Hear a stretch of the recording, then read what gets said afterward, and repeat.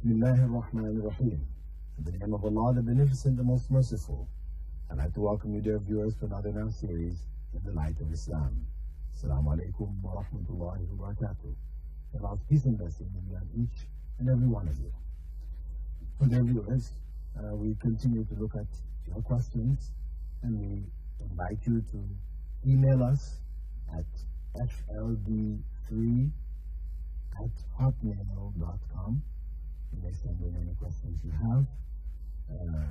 If you'd like to fax in, you may fax me at 9716 if you are faxing from outside of the country or inside the country, 06. That is 5323724. Well, first question that we have, these questions will come in at the end of lectures which have been given here in the Emirates, in Dubai actually, at the Islamic Information Center. And if you're interested in attending the lectures there, you may contact 043962190 to find out the lecture schedules. Is it wrong to spread your feet towards the Qibla, knowing it to be the direction of the Qibla? Also, is it wrong to place one's back against the Qibla or towards the Qibla? Neither of these two acts have been forbidden in Islam. People may look at the bottom of the feet in some cultures as being something which you don't put towards people. In Arab culture, Arabian culture, it is typically considered ill-mannered to place one's foot, the bottom of one's foot, in the direction of others. This is why the common practice in the West of, putting your foot over your other foot, right on your knee, where your foot now ends up towards the person next to you. In Arabian culture, this is not considered to be a good etiquette. So those of us who are not from this part of the world, or from the Arab world, we should be aware of this custom of theirs so as not to offend them. Though in Islam, there's nothing wrong with it. Islam does not forbid it, but it is just a local custom. And typically speaking, of course, though Islam does not forbid certain practices, if we find that they're customary, these practices are in a given country customarily not done, people look at them in a negative light, then we should avoid them. No, we cannot forbid them, we should just avoid them. If there are some things which have to do with the religion, that's another issue. Something to do with the religion, then we do them anyway, whether people like them or they don't like them. But when it has to do with customs which are not specifically connected to religion, then it's best for us to abide by the local customs. Next question. In all these years of our marriage, never once did my husband mention I would like another wife. But ever since he has discovered that the first wife's permission is not required, and he discovered this very recently, he wouldn't stop bringing up this issue. I wonder where he got the idea from, don't you?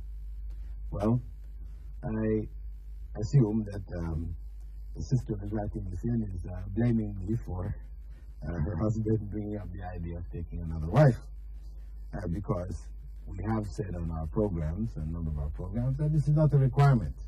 This idea that the wife's permission has to be taken before a man may remarry, this idea, of course, is not from Islam at all. Allah has already given the permission in the Quran when He said, فَانْكِحُوا مَا طَابَ لَكُم مِّنَ النِّسَاءِ مَثْنَىٰ وَثُلَاثَ وَرُبَاعَ. Marry of the women of your choice, 2, 3, or 4. Allah has already given that sanction. So it's not up to the women to say yes or no in that matter. Although women should be consulted, it's better. So, dear sister, I can't say I'm sorry if your husband is bringing it up, but can only say that this is the realities of Islam. If he is bringing it up justly, because he has the means, etc., then you shouldn't consider it to be a problem, in the sense that Allah has permitted it, and it is for the better. And if you are patient with it, then Allah will reward you greatly. But if he's bringing it up just to bother you with it, and then of course we'd have to tell him, not to do this, not to create unnecessary friction or unnecessary bad feelings, over an issue like this. And it's, of course, it's not something to be joked about. It's not something to be taken lightly. Marriage is something very, very serious.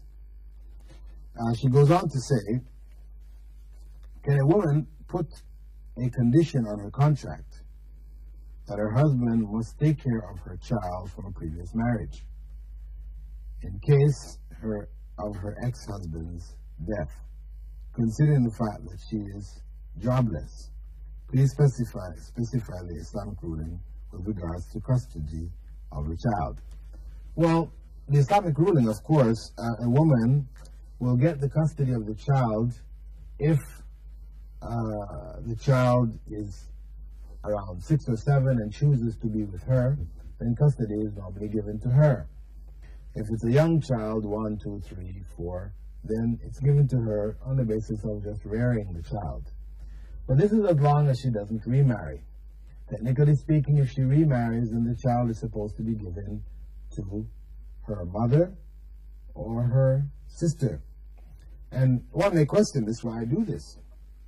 Well, the reality is that this is for the protection of the interest of the child.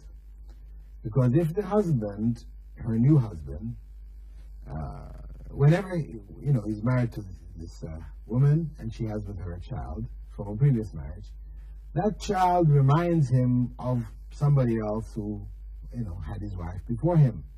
And perhaps it may raise in him some kinds of jealousies and some kinds of negative feelings, etc. And the child would end up suffering.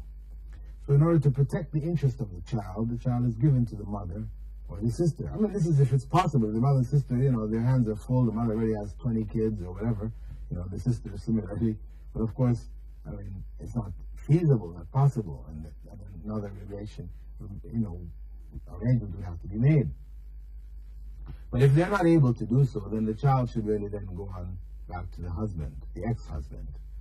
Because in his situation, if he had a wife, of course the wife may look at the child negatively also, similarly as a husband looked at the child of his wife by a previous marriage. However, the difference is that the wife tends to try to please the husband. How many cases we've read about, women, in very difficult situations where their husbands are not pleased with their children, they try to get rid of these children in one way or another, seeking to please the husband or please their boyfriends or whatever. This is the nature of the woman to want to try to do that, to facilitate the relationship between herself and her husband. Now, similarly, of course, this can happen with the man also, but it's just a question of what is the greater tendency. In the case of a man with a child marrying a woman, the woman tends to accept that child more, and she knows that in loving that child and treating the child like her own, this helps to bring greater love from her husband. So you find that, she will tend to look out for the child more so. So if that is the option that remains, then the child should be given to the husband. Now, in terms of putting this in a marriage contract, the woman may do so. For example, she's a convert Muslim. Her previous husband is a non-Muslim. Or if her husband dies, that child becomes her responsibility for her relatives, etc., non-Muslims. In order to ensure that the child is raised as a Muslim, she may very well put it in her contract. And if he agrees, then he is obliged to look after that child until the child is no longer able to, is able now to look after itself. Next question, which came in there, Dr. Bilal, could you please answer this point from Hadith for us? The Hadith in Abu Dawood that the Prophet ﷺ raised his right hand in response to a man's greeting while he was praying. Does this mean we can respond to someone's greeting in Salah also? Yes, it does. Prophet Muhammad, may God's peace and blessings be upon him, had said, pray as you saw me pray. Meaning, however he performed this prayer, then we are instructed to do the same, likewise. So what he was his practice is that whilst praying, if somebody came and said Salaam Alaikum. Of course, in the old days, when in the beginning of Islam, they used to respond and say Wa Alaikum Salam while praying and continue the prayer. And this was forbidden. And instead, the Prophet ﷺ used to just raise his hand to signal having heard the greeting and responding by raising the hand. Now, this is a permissible practice for us. I know for some people who are under the mistaken impression that this is an unnecessary movement and perhaps these movements would invalidate prayer. But this is not the case at all. There are many, many, many examples of the Prophet, may God's peace and blessing be upon him, doing purposeful movements in the prayer. Whether it was to pick up his grandchildren, Hassan and Hussein, who came around him whilst praying, picking them up and praying and putting them down and picking them back up and things like this whilst praying. Or it was while praying, his wife